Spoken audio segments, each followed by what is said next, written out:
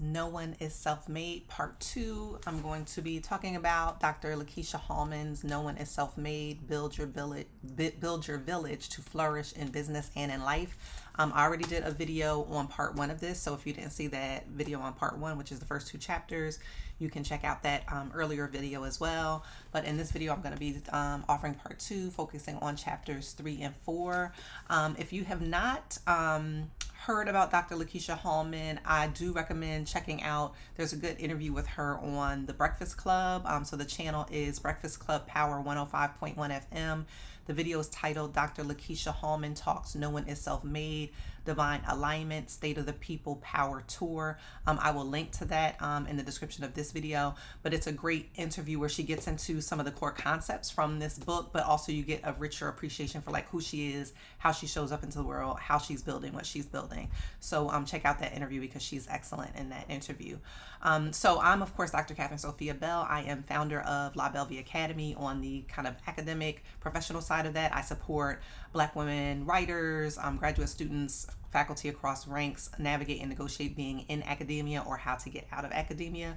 On the more interpersonal side of that, I support Black women who want to be happily unmarried, delightfully divorced, and erotically empowered. And of course, if you have been watching this channel, you know I'm launching from philosopher to hotelier, and I see my hotel, Belle's Bed and Breakfast, Belle's Boutique Hotel, as a continuation and extension of the work that I am already doing with La Belle Academy. And I really do I'm enjoying this book by Dr. Lakeisha Hallman. I've mentioned in some of my previous philosopher to hotelier videos that I met her at the Hospitality Hued conference. So you can also check out that video that I did on my experience at Hospitality Hued. And she's beautiful, she's brilliant, really good energy. You know, she's somebody, I think there are a lot of people, I said this in one of the previous videos, there are a lot of people who are trying to be influencers, who are trying to sound deep by speaking in a certain kind of cadence or with a certain kind of tone. But I feel like she is about the life that she presents, right?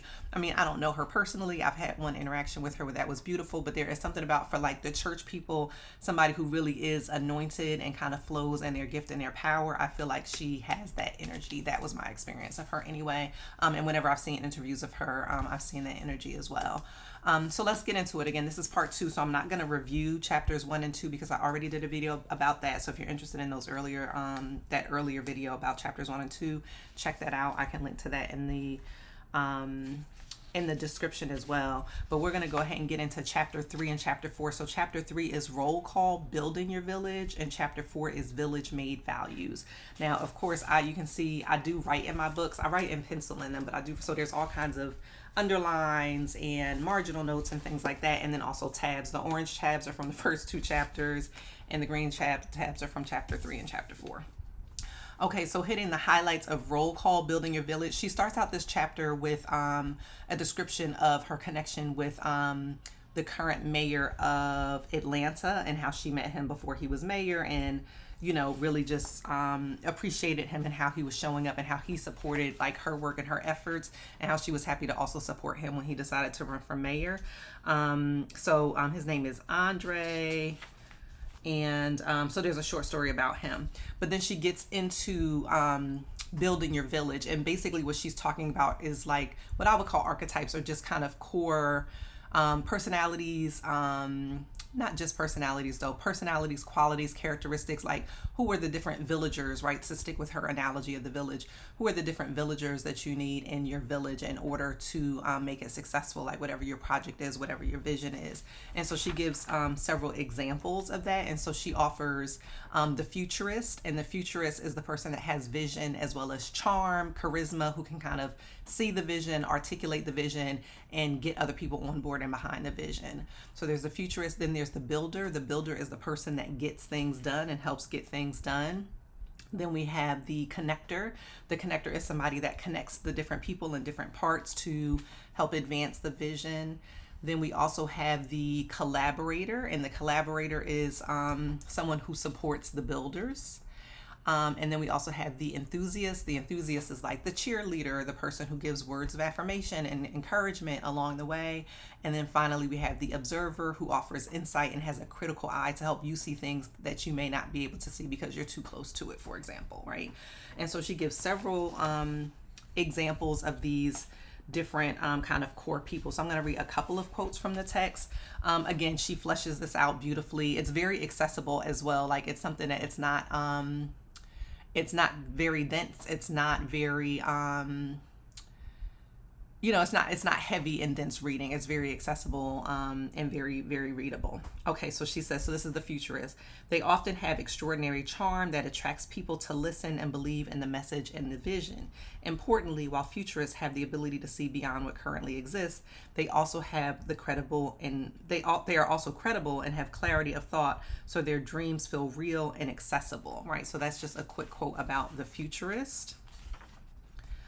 Concerning the builder, she says, builders are the people who make things happen. They listen to other people's visions and goals, think it over, and say, this is how to do it.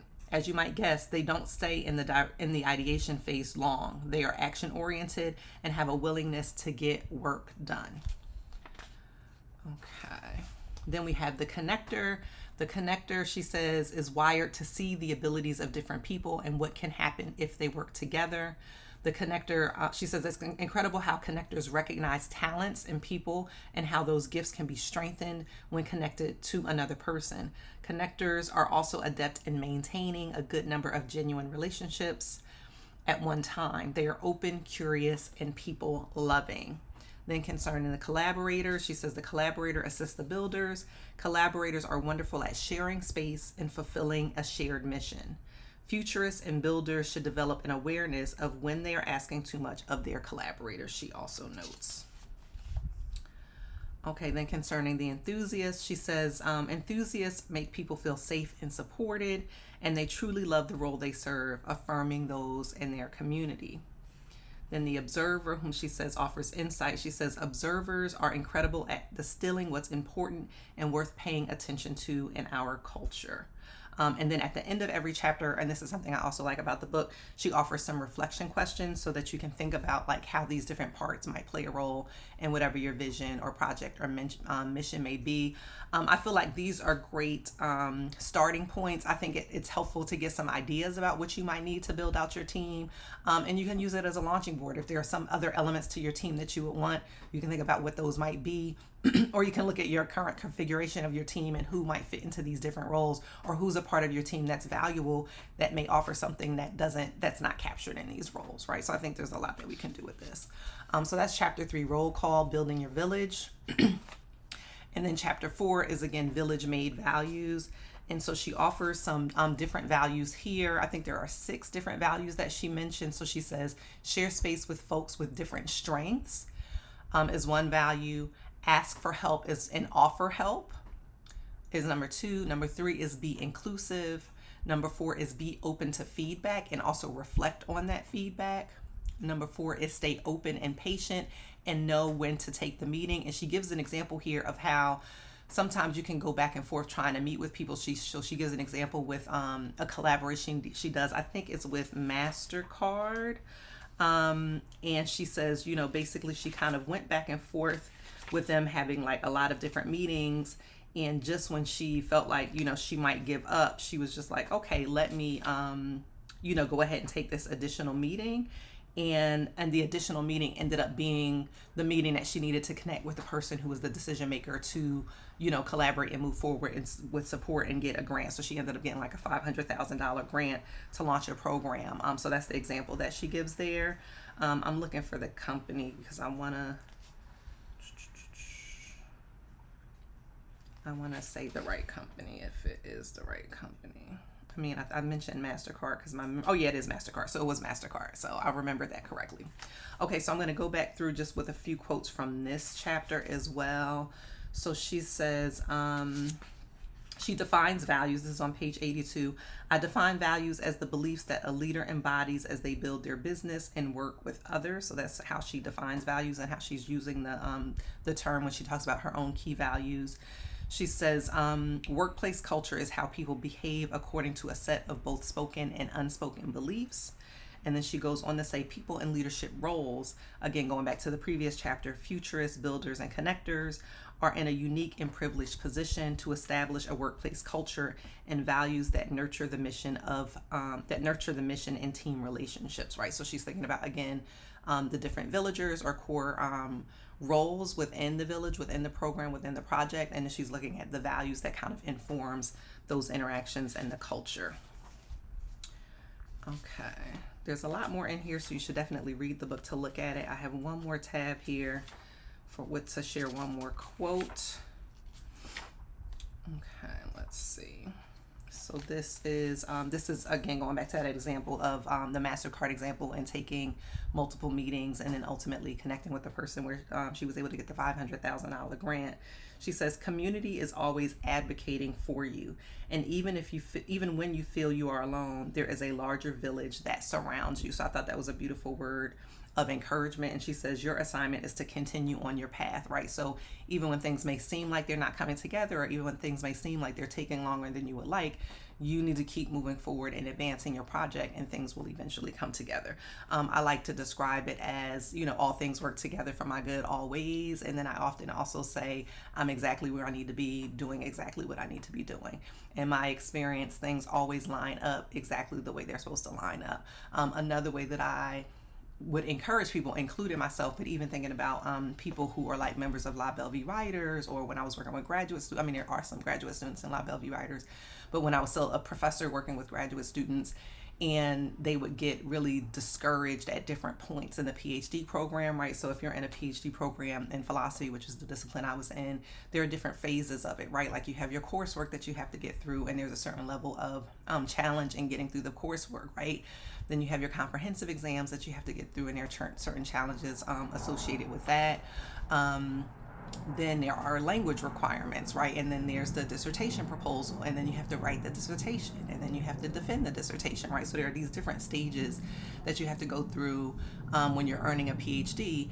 And inevitably at different stages, doubt can seep in, discouragement can seep in, life can happen, right? A lot of times I worked with a lot of students of color, a lot of Black students, Latinx students, and life's right. And I found for like students of color, Black students and other students of color, they often had different demands on them from family or other kinds of obligations than their white counterparts, right? So they're just negotiating different types of challenges and expectations and things like that. And so it would get hard. And so I would try to encourage them by reminding them that this is not the first challenge that they have faced in their lives, and they have survived 100% of the challenges that they faced up to this point, right? So like whatever you're going through at this point, there's been another point in your life, earlier in your life, in the past, where you were dealing with something and you were like, okay, I feel like this might be the thing that takes me out. And it didn't take you out because you're still here facing what the next challenge is, right? And life is not just challenge after challenge. Life is peaks and valleys, right? We have these challenges, then we have these wonderful experiences, we have these wonderful opportunities, and sometimes challenges often lead to great opportunities or great lessons learned from the challenges, right?